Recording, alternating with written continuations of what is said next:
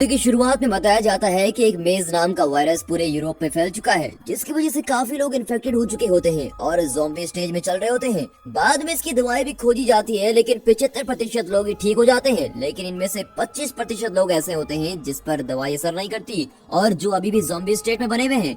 ऐसे में वहाँ दो ग्रुप बन जाते हैं। एक तो जो लोग ठीक हो गए हैं उन्हें क्योर्ड कहते हैं, और जो दूसरे लोग हैं जो अभी भी उन 25% लोगों में है उन्हें अनक्योर्ड कहा जा रहा है। वहाँ की गवर्नमेंट उनको सोसाइटी के लिए खतरा मानती है और उनको एक मर्डर्स के रूप में भी देखती है। अब यहाँ हमें दिखाते हैं कि सेरेन को रात को एक डरावना सपना आता है, जिसमें वो देखता है कि खून उसके जूते में गिरा हुआ है और उसको सांस लेने में दिक्कतें आ रही होती है। उसकी आंखों में रेड कलर की वेसल्स बनना स्टार्ट हो जाती है। अब वो एकदम अपने बेड से उठकर बाथरूम की ओर भागने लगता है और अपना फेस मिरर में देखता है। उसको अपनी आंखों में वही रेड वेसल्स दिखाई देती है, जिसको देखकर उसे लगता है कि वो अभी भी पूरी तरह से ठीक नहीं है। वो बाथरूम के फ्लोर पर बैठ जाता है। इतने पर ही उसे बाथरूम के दरवाजे की खुलने की आवाज आती है और वो देखता है कि उसका फ्रेंड कोनर है, जो बाथरूम में आकर उसके साथ बैठ जाता है और सेरेन से पूछता है, तुम अब ठीक हो ना? सेरेन उसकी बात का कोई जवाब नहीं देता। सेरेन कैनर से पूछता है, बाहर की दुनिया कैसी है? इस पर कैनर उसको बोलता है कि सब धीरे धीरे पहले जैसे नॉर्मल हो रहे हैं, लेकिन दोनों ये जानते थे कि ये नामुमकिन है। फिर हमें दिखाते हैं कि सेरेन एक ऑफिस में बैठा होता है और कैंटर नाम का एक ऑफिसर उससे पूछता है कि तुम उस वायरस से कितने वक्त तक इन्फेक्टेड थे? इसमें सेरेन कहता है कि 4 साल तक। ये सुनकर कैंटर उनसे पूछता है कि उसे कोई डरावने सपने भी आते हैं। कैंटर का ये मानना था कि इन सपनों से हमें पता चल जाता है कि हमारी बीती जिंदगी में क्या हुआ है और हमने कितना सफर किया है। कैंटर उसको कहता है कि तुम्हें अपनी भाभी के साथ रहना पड़ेगा, और ये बहुत ही अजीब चीज होती है क्योंकि कोई भी फैमिली इन लोगों को अपने साथ नहीं रखना चाहती और मजबूरन उनको एक सेंटर में रहना पड़ता है। अब कैनन और सेरेन एक साथ चल रहे होते हैं, जहां उन्हें रिहेबिलिटेशन सेंटर में ले जाया जाता है। बस मिलिट्री एरिया से गुजर रही होती है और यहाँ के लोग उन पर पत्थर फेंक रहे होते हैं और इनका विरोध कर रहे होते हैं। उन्हें लगता है कि ये सोसाइटी के लिए ठीक नहीं है और बस की खिड़की से उन पर चीजें फेंकना स्टार्ट कर देते हैं। बाद में सेरेन और कैनन को अलग कर दिया जाता है। फिर हम देखते हैं दो लोग ग्रुप्स में डिवाइड हो जाते हैं। एक लोगों का ग्रुप ये मानता है कि ये लोग किसी को कोई नुकसान नहीं पहुंचाते, जबकि दूसरे लोग ये सोचते हैं कि वो अभी भी सोसाइटी के लिए खतरा है और गवर्नमेंट को लगता है कि इन सब लोगों को दूसरे लोगों में शामिल कर देना चाहिए। अब उसकी भाभी एबी एक रिपोर्टर है जो कैमरे के पीछे काम करती है।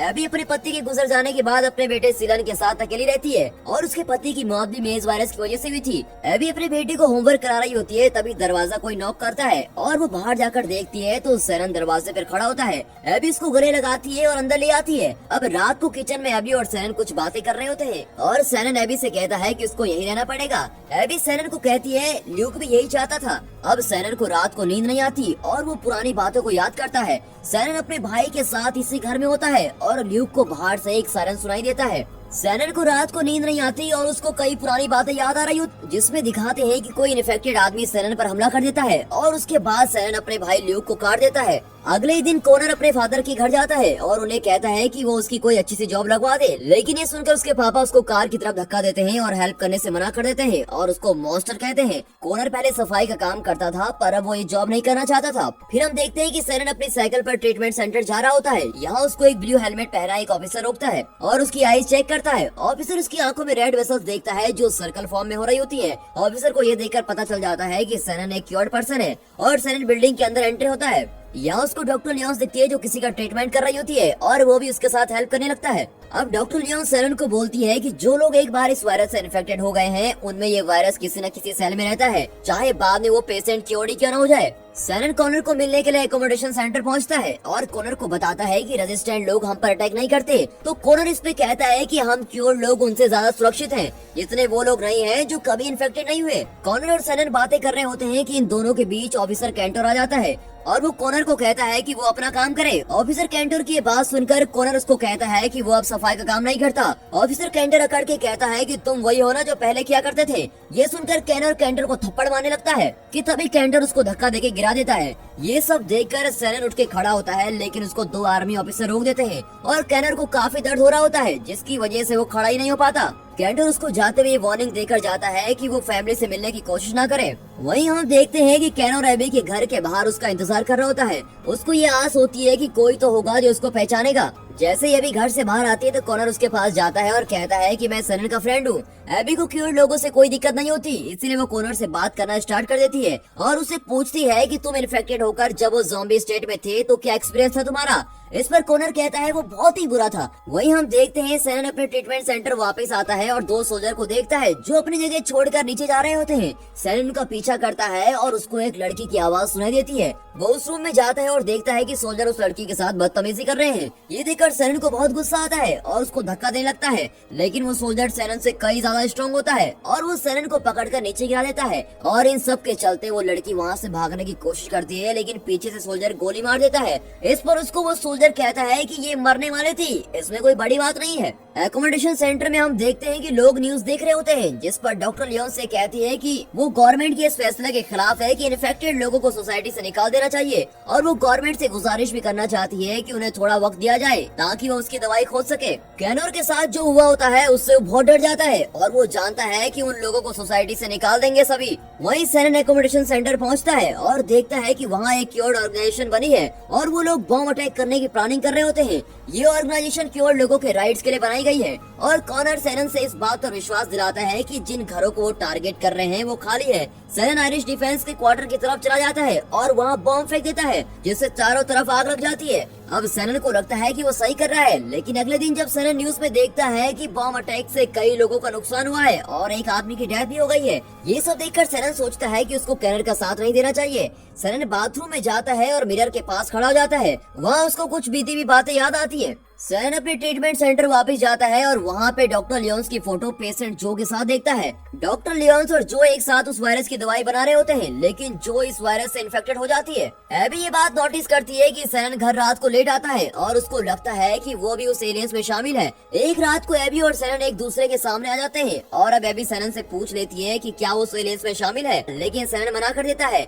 ये सुनकर एबी बैठ जाती है और उसको बोलती है कि उसे अपनी फैमिली प्यारी है। वो सैनन को बताती है कि वो और उसका बेटा उस सिटी से बहुत दूर आ गए थे जब ये वायरस बहुत तेजी से फैल रहा था और जिस वायरस की वजह से उसने अपने पति को भी खो दिया। जब टीवी पे न्यूज चली कि ये वायरस की दवाई ढूंढ ली गई है तो हमें थोड़ी उम्मीद जागी कि वो वापिस आएगा। रात को सैनन एबी और सेलेन खा रहे होते हैं और उसी वक्त कॉनर डोर को नॉक करता है। एबी उसको अंदर बुलाती है और बैठने को बोलती है।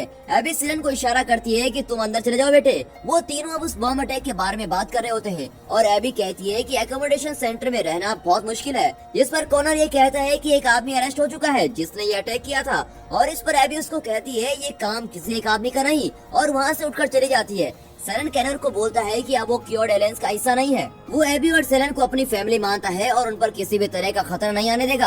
अब सुबह का टाइम दिखाते हैं जब सैनन सिलन को साइकिल पर स्कूल छोड़ने जाता है। वैसे ही ऑफिसर कैंटोर एबी के घर आता है और सैनन के बिहेवियर के बारे में उससे पूछता है। ऑफिसर कैंटोर एबी से कुछ नहीं छुपाना चाहता, इसीलिए वो उसको सब कुछ सच सच बोल रहा होता है। उसको लगता है कि क्योर्ड लोग अभी भी एक मॉन्स्टर का ग्रुप है जो कभी भी किसी पर हमला कर सकते हैं और उनको मार सकते हैं। ऑफिसर कैंटोर एबी को एक ऑफिशियल डॉक्यूमेंट देता है और कहता है अगर कुछ पता चले तो मुझे बता सकती हो। एबी उस डॉक्यूमेंट फाइल को खोलती है जिसमें कैनर और सैनन के ज़ॉम्बी स्टेट्स की फोटोज होती हैं और ये सब देखकर एबी डिसाइड करती है कि वो एकोमोडेशन सेंटर जाएगी। अब एबी एकोमोडेशन सेंटर एक कैमरा लेकर जाती है जो उसने एक बैग में छुपा कर रखा होता है। जब वो सेंटर पहुंचती है तो वो देखती है कि 5 ज़ॉम्बी का ग्रुप बन के खड़ा है और कॉनर उनको स्पीच दे रहा है। कॉनर उन लोगों को बाकी लोगों के खिलाफ लड़ाई करने के लिए उकसा रहा होता है।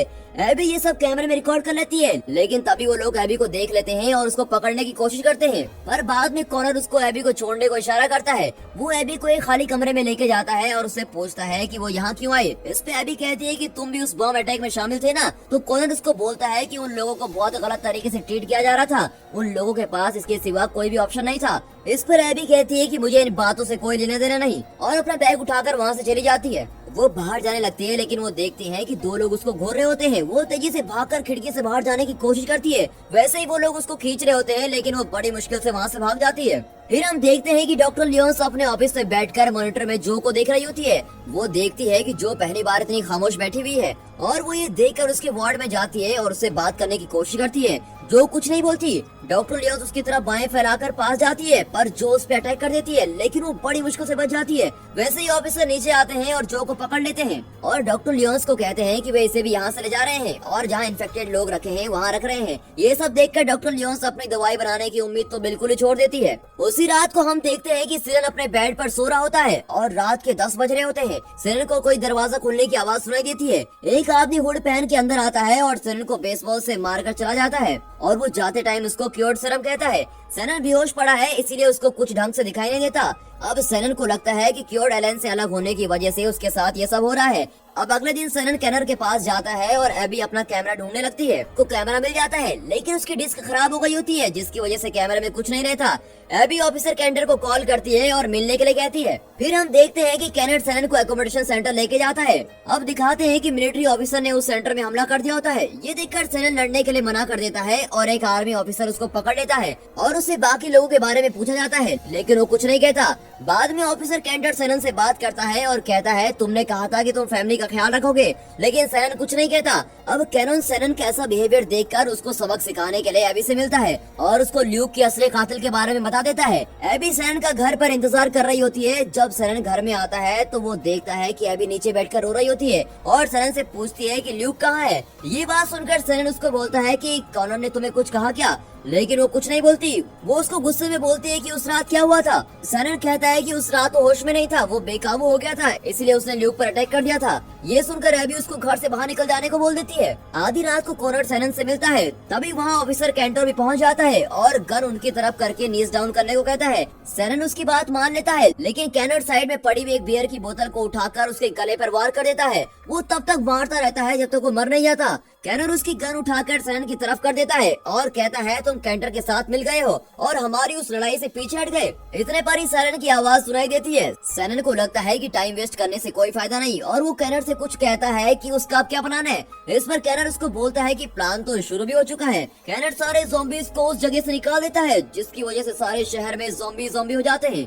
और ये सब देखकर सारे एक सुरक्षित स्थान में पहुंच जाना चाहते हैं, लेकिन सारी जगह पर ज़ॉम्बी होते हैं। एबी घर से बाहर होती है और ज़ॉम्बी को मारने लगती है, लेकिन वहाँ पर रेस्क्यू करने वाली बस आती है और सभी को बचा लेती है। इतने पर हम देखते हैं कि सैनन वहाँ पहुँच जाता है और देखता है कि एबी सैनन का नाम बार बार पुकार रही होती है। सिलन अभी तक स्कूल में होता है। अब सैनन भागकर स्कूल पहुंचता है और सिलन को आवाज देता है। तभी उसे एक रूम से आवाज आती है और वो वहाँ से उसको बचा लेता है। अब उसको बचाते हुए वो जा रहा होता है तो सैनन देखता है कि वो चारों तरफ से ज़ॉम्बी से घिरा हुआ है। कैनर आके सैनन पर अटैक करता है, जिसकी वजह से सिलन वहाँ से अकेला ही भाग जाता है। सैनन और कॉनर के बीच बहुत ही खतरनाक लड़ाई होती है और सैनन कैनर को मारकर सिलन के पीछे भाग जाता है। अगले दिन जब एबी अपने घर पर होती है तब सैनन उसको सिलन लाके देता है, लेकिन जैसे ही एबी सिलन को पकड़ती है वैसे एक ज़ॉम्बी सिलन पर अटैक कर देता है। सैनन उसको मारता है, लेकिन सिलन पर उस वायरस का असर होना स्टार्ट हो जाता है। अब एबी खुद अपने बच्चे को मारने की कोशिश करती है और कहती है कि ये बचकर अब क्या करेगा, लेकिन सैनन उसको बोलता है कि डॉक्टर लियोन्स के पास इसकी दवाई है और अब वो इसको ठीक करके ही वापस लाएगा। और यहाँ पर ये मूवी खत्म होती है।